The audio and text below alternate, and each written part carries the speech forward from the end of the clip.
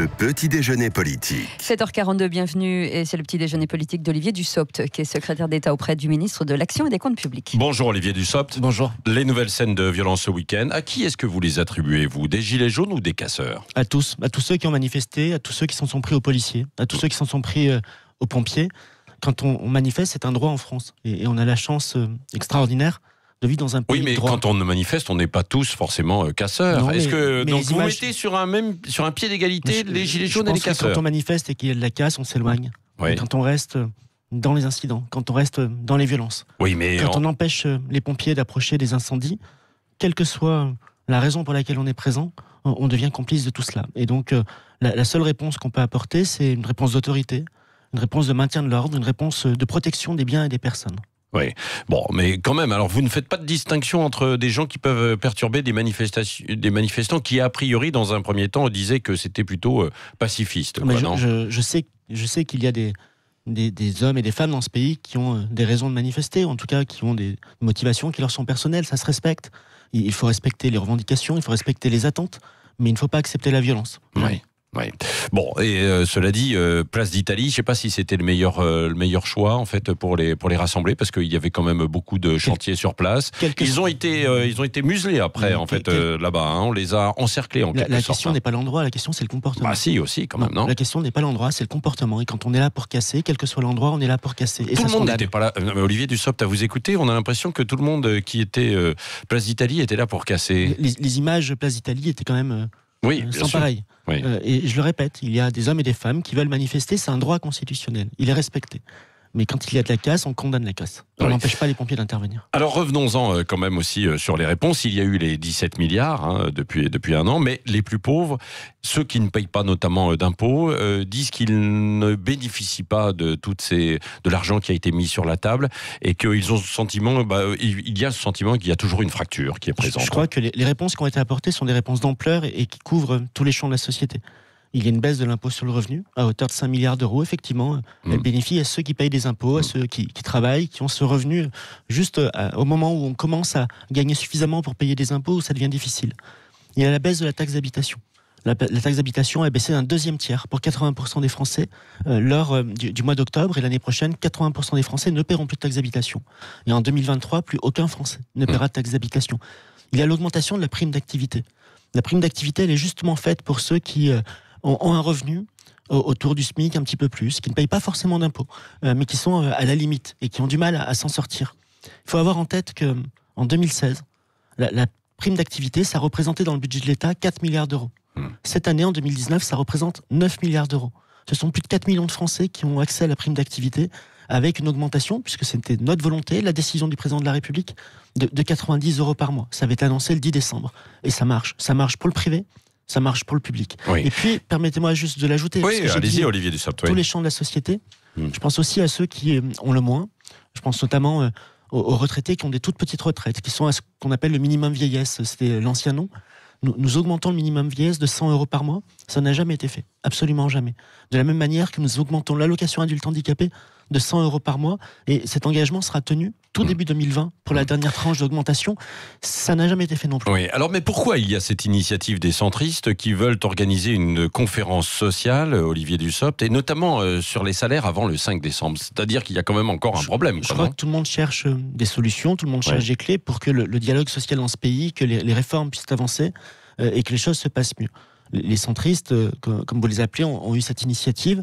Cela rejoint d'une certaine manière ce que le Premier ministre a prévu de faire sur le champ notamment des retraites, puisqu'il doit rencontrer à nouveau les partenaires sociaux. Mais sur cette initiative, vous dites banco, pourquoi pas? C'est une bonne idée? Ce n'est pas à moi d'en décider. Non, vous êtes au gouvernement, vous êtes bien placé quand même. Ce n'est quand même pas à moi d'en décider, et ça revient évidemment au Premier ministre, mais à titre personnel, je ne sais pas si les réponses sont dans des sommets, dans des conférences, ou si elles sont dans des actions. Je crois plus à l'action en général, et je le répète, quand on parle salaire, je l'entends, nous avons pris des initiatives. Ça ne relève pas directement du salaire, mais j'ai évoqué la prime d'activité. Nous reconduisons en 2020 ce qu'on appelle la prime exceptionnelle. Certains disent la prime Emmanuel Macron, mais à une condition, c'est que ça se passe dans le cadre d'un accord d'intéressement, parce que nous considérons que le partage des richesses et des valeurs créées dans l'entreprise est un point qui est extrêmement important.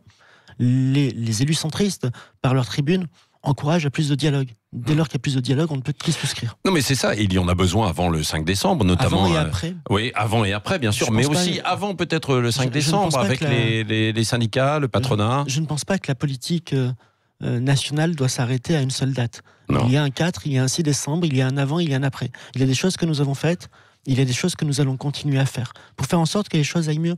C'est parfois difficile à percevoir dans le quotidien, mais l'année 2019 sera une année d'augmentation du pouvoir d'achat comme nous n'avons que rarement connu dans notre pays, avec plus de 2% d'augmentation du pouvoir d'achat en moyenne. Nous mettons en place de nouvelles politiques, je pense au reste à charge zéro en matière de prothèses auditives, de prothèses dentaires, pour mieux accompagner les Françaises et les Français, leur permettre l'accès à ces services. Nous travaillons sur les questions d'éducation.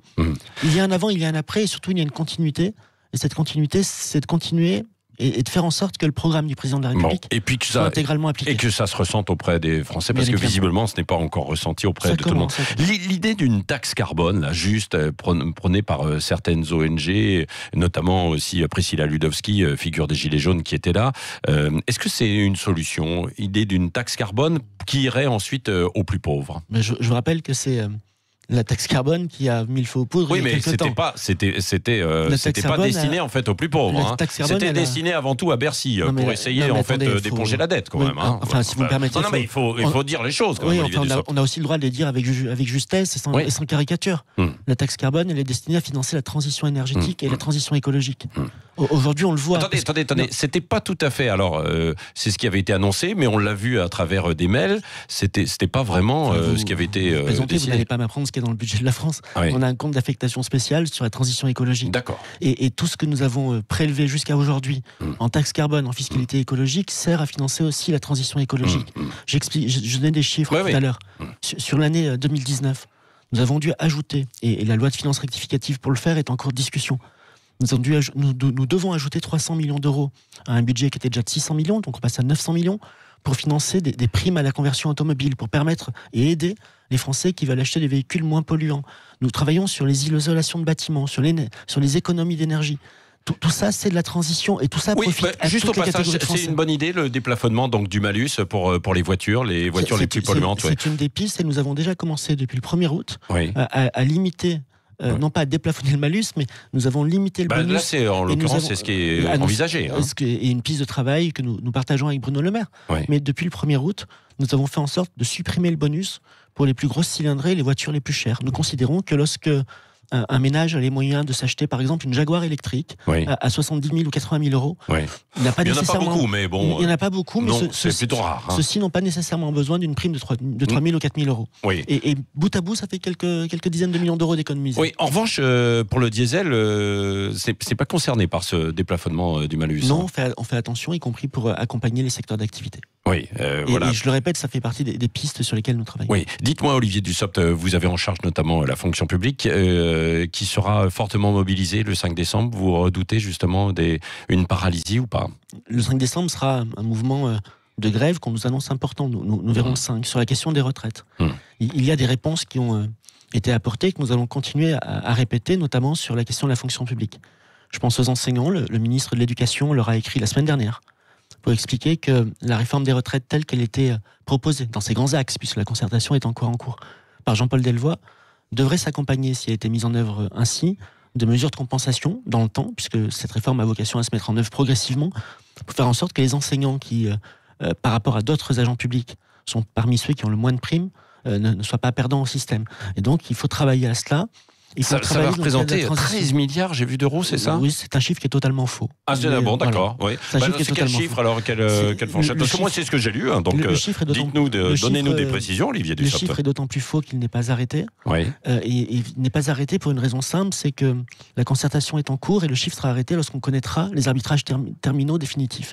Par contre, le chiffre que vous avez évoqué de 13 milliards d'euros, c'est quelqu'un qui s'est, entre guillemets, amusé, mais le terme n'est pas le bon, à regarder de combien il faudrait augmenter telle ou telle masse salariale en une seule fois, comme si la réforme se mettait en place de manière brutale et en une seule fois.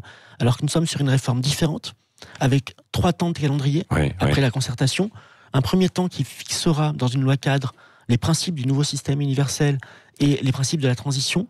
Ensuite, un temps pour voir comment nous amenons chacun des 42 régimes spéciaux vers ce modèle universel avec une transition au rythme de chacun et ensuite un troisième temps de validation de l'ensemble. Vous avez quand même une idée d'une fourchette, quoi, non, sur cette compensation pour les salaires des professeurs, à peu près. Non, mais à peu près une fourchette. Ça dépend tellement des arbitrages et du rythme qu'il est compliqué de donner une fourchette. Nous parlons évidemment. Vous avez pas une idée quand même. Nous parlons évidemment de vous avez une idée. Attendez, Olivier Dussopt, vous avez une idée. Nous parlons évidemment de milliards d'euros, puisque nous sommes, lorsque nous parlons des enseignants, nous parlons d'environ 850 000 enseignants, donc avec une masse salariale qui est 5-6 milliards alors, la moitié. Je ne sais pas si ça se compte comme ça, mais ça se compte dans le temps, puisque je l'ai dit, la transition sera progressive. Peut-être sur 15 ans, peut-être sur 20 ans. Dites-moi, où en est-on de la promesse d'Emmanuel Macron de la suppression de 120 000 postes dans la fonction publique? Cette suppression de 120 000 postes qui avait été annoncée pendant la campagne se répartissait en deux catégories. 70 000 dans les collectivités locales. Ça peut être tenu puisque les collectivités font des efforts, non pas pour diminuer globalement leurs dépenses, mais pour freiner l'augmentation. Et lorsqu'elles freinent l'augmentation comme elles le font, ça se traduit par des suppressions de postes, des non-remplacements de départ à la retraite, ça peut être tenu. Pour l'État, nous l'avons dit, nous l'avons inscrit dans les différents documents budgétaires, nous ne serons pas à 50 000 suppressions. Nous allons supprimer 27 000 équivalents temps plein. Nous allons en créer 16 000 dans des domaines prioritaires comme la sécurité, parce que ça fait partie des attentes. Et donc, au final, l'équilibre sera plutôt à moins 11, moins 12 000. Pourquoi est-ce que nous faisons ça par rapport aux 50 000 ? Parce qu'il y a eu un grand débat. Et que dans ce grand débat, le président de la République et le gouvernement ont entendu la demande de proximité. Et à la fin du grand débat, c'était le 25 avril, le président a pris l'engagement de ne pas fermer d'écoles, de ne pas fermer d'hôpitaux. Est-ce qu'il ne pouvait pas y avoir un redéploiement plutôt, non ? C'était pas possible. Nous faisons aussi du redéploiement. Oui. Alors aussi du redéploiement. Oui.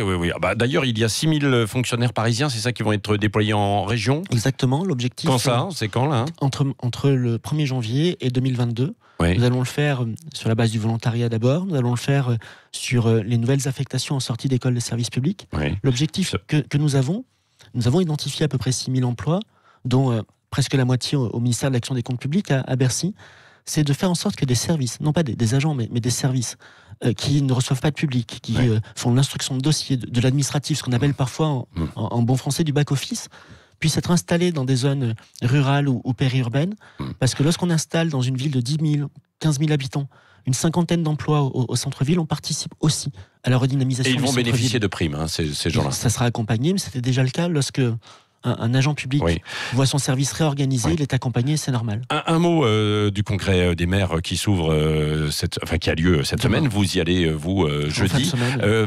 Qu'en est-il de la suppression de la taxe d'habitation ? Parce que ça donne encore des sueurs froides en fait, à certains maires qui ne voient pas toute la compensation. La taxe d'habitation est supprimée progressivement, je l'ai dit, et les maires constatent aujourd'hui que cette suppression ne se traduit par aucune baisse de leur fiscalité, puisqu'ils perçoivent la fiscalité tous les mois, par 12e, et ils ont vu que le dégrèvement progressif ne faisait pas bouger cela. Alors qu'est-ce que vous allez leur dire jeudi, finalement ? Vous n'avez plus rien à leur dire ? Ce que je vais leur dire jeudi, c'est que à partir de 2021, il y aura un nouveau modèle de financement des collectivités.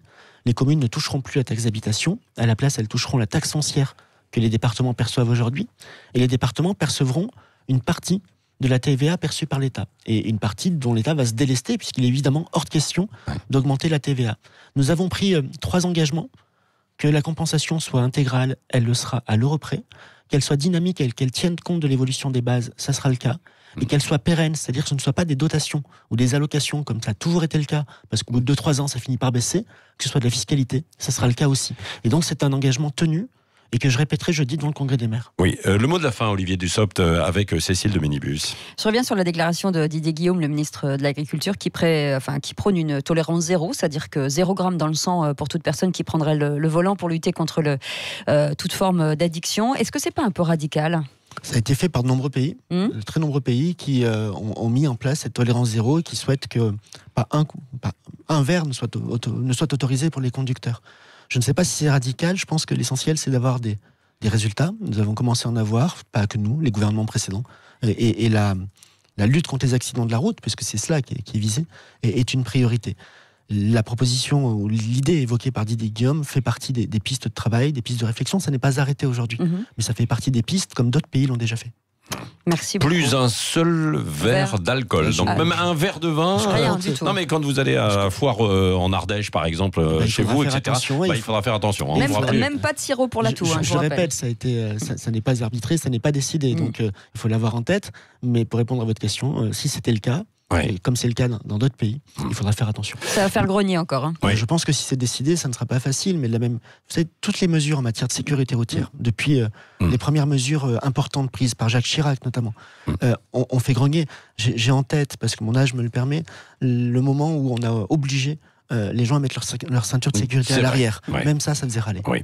Merci Olivier Dussopt, secrétaire d'État auprès du Merci ministre de l'Action et des Comptes Publics, qui était l'invité de Sud Radio ce matin. Restez avec nous dans un instant. Le directeur de la communication de Enedis sera avec nous pour parler des foyers qui sont encore privés d'électricité ce matin. Il est 7h58, c'est le Grand Matin Sud Radio. 5h-10h, le Grand Matin Sud Radio.